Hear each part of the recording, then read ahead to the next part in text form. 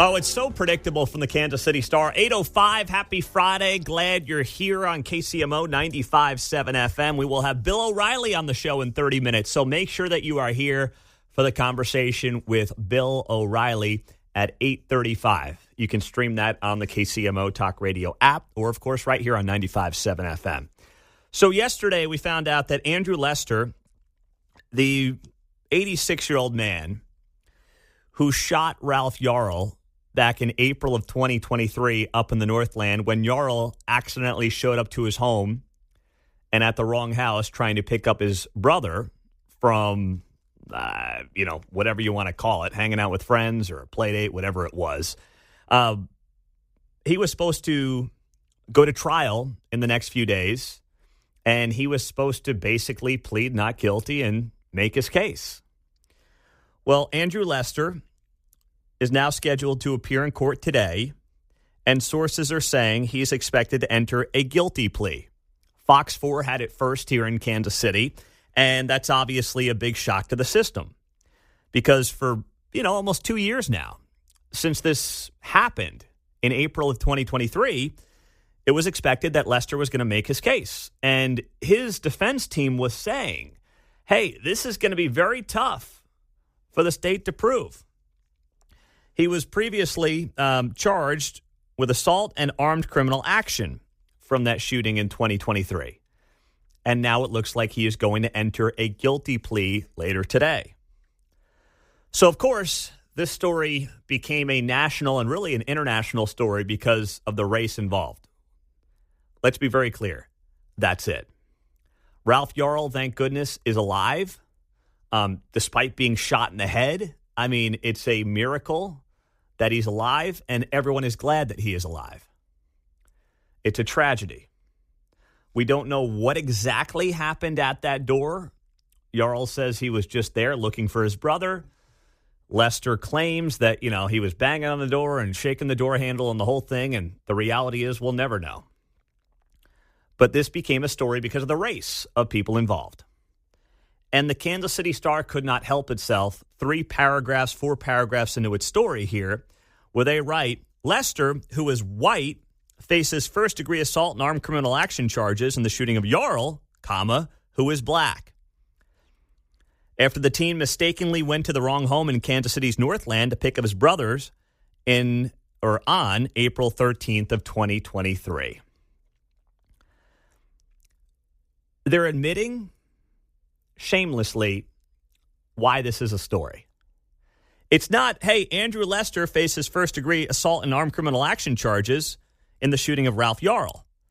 They specifically go on to note, they're not even hiding the fact that the only reason they care about the story is because Andrew Lester's an old white guy and Ralph Yarl is a young black kid. You would at least maybe pretend that you're just treating this as a news story for the news story that it is. But they're admitting 4 paragraphs in that the only reason this thing reached the level of interest that it did is because it drove a narrative around race. That's it. And here's some of what Fox 4 also reported last night. The story garnering national and international attention as the question was raised, did race play a role in this case? Something the family believes, but neither the state or defense introduced in this process. So the family believes.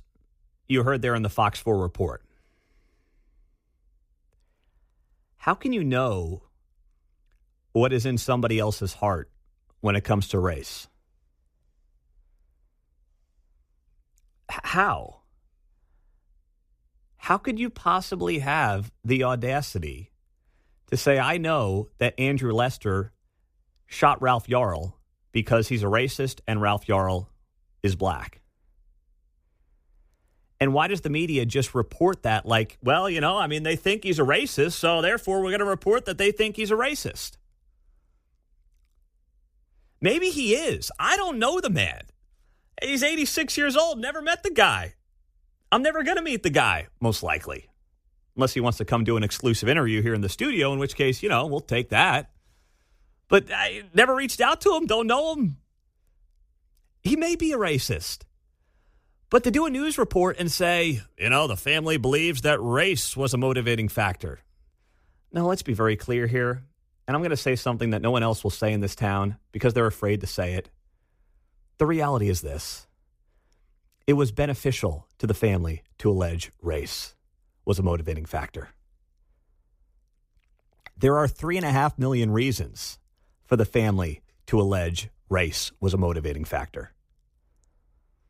They raised $3.5 million on their GoFundMe. Sorry, $3.478 million. My bad.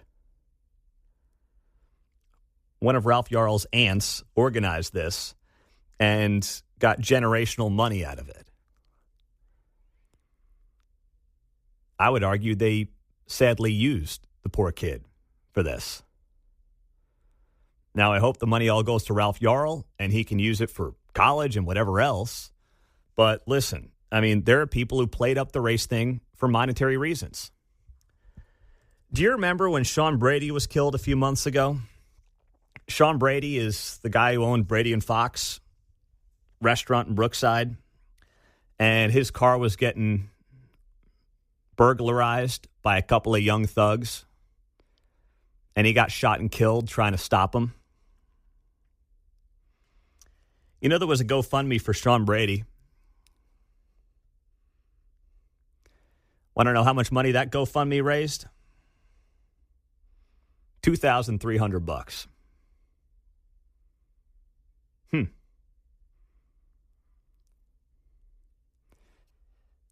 $2,300 for Sean Brady's GoFundMe. Sean Brady lost his life. Now, thank goodness Ralph Yarl's alive. But Sean Brady lost his life, left behind a couple of kids and a wife. And his GoFundMe has $2,300 in it. Ralph Yarl, who thank goodness and thank God is alive, has $3.5 million in his GoFundMe.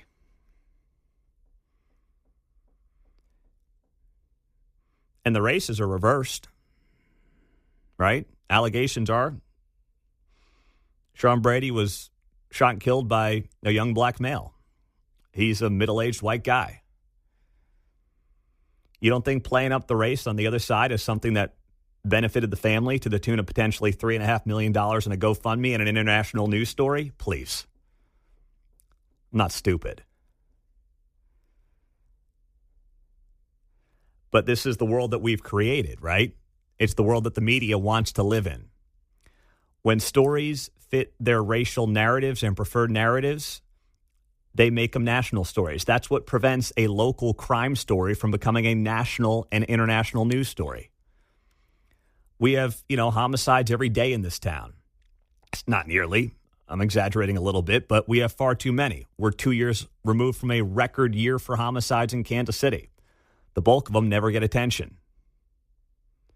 Now you sit here and you say to yourself, well, this one got international attention and technically no one died. It's a tragedy. We're all glad that Ralph Yarl's alive, but let's not kid ourselves on why this story came to be the story that it was. And it's something that no one in media is willing to say because it makes them uncomfortable.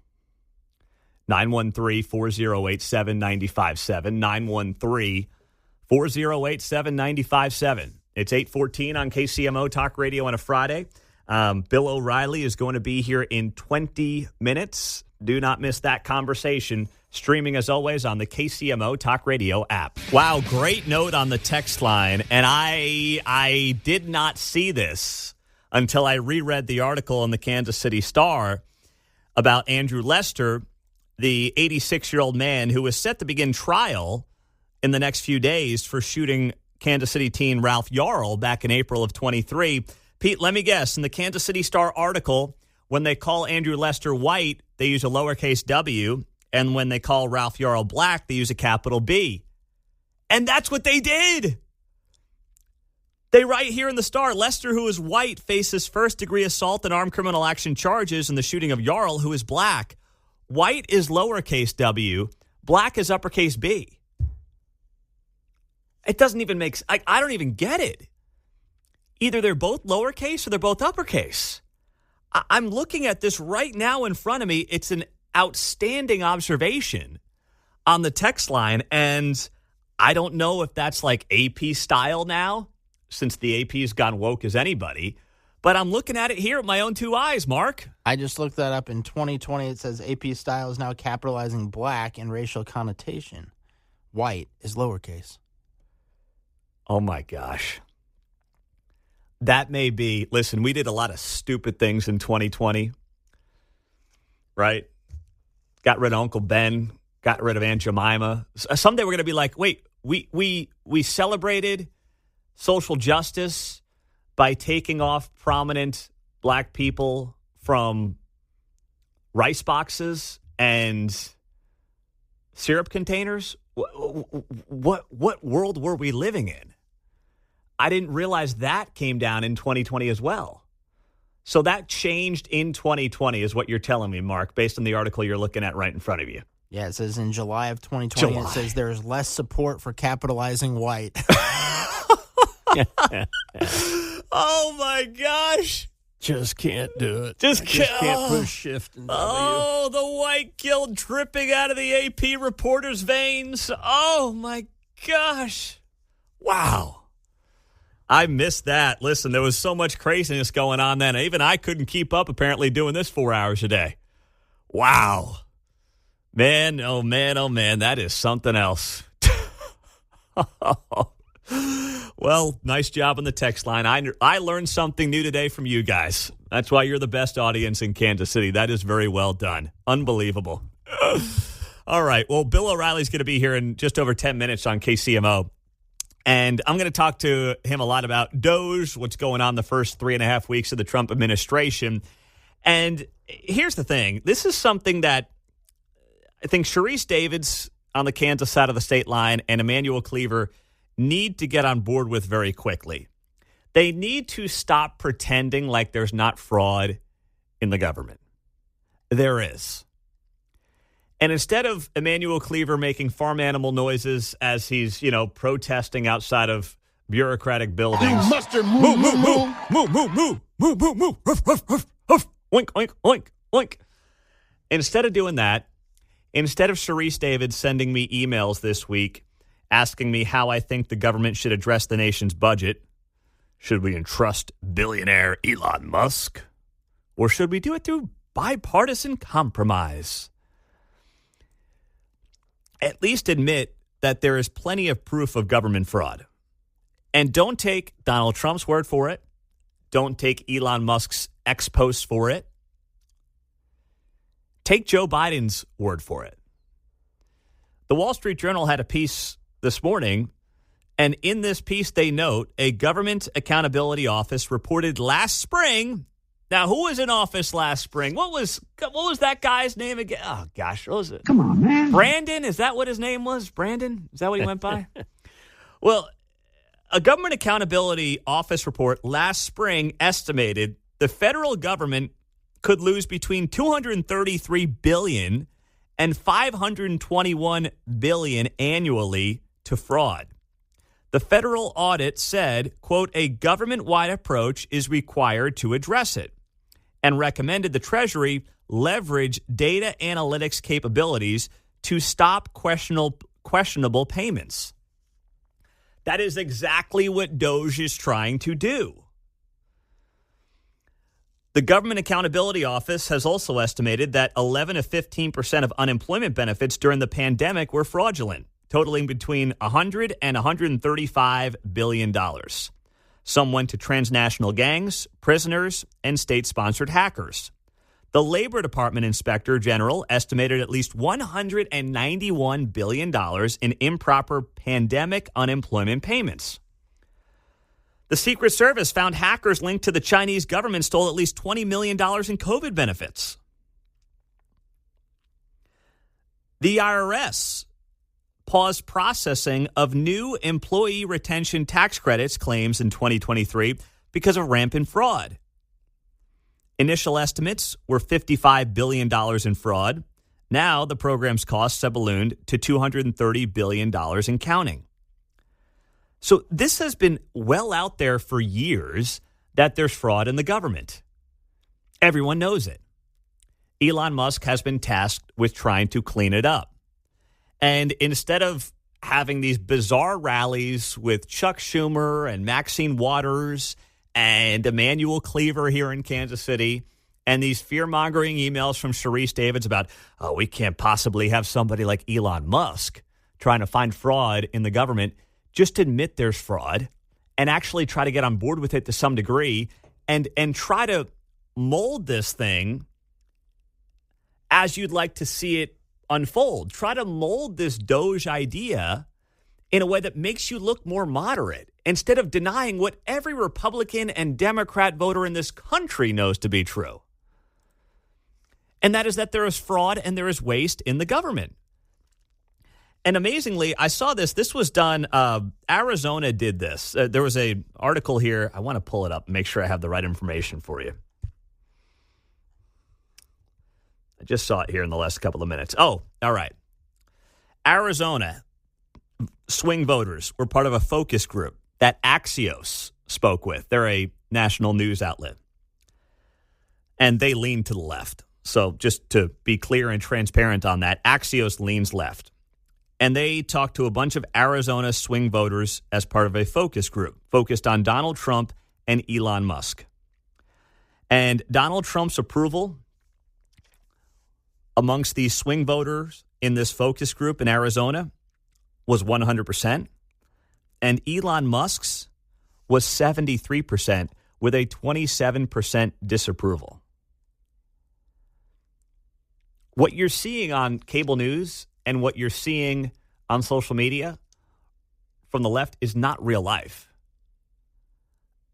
This is not controversial. And they're totally missing the mark by doing what they're doing. They're looking completely out of touch. And at a time when they're hemorrhaging working class voters in particular, you want to be doubling down on this right now? You think that's a good idea? Whoever is advising these people needs to be fired immediately.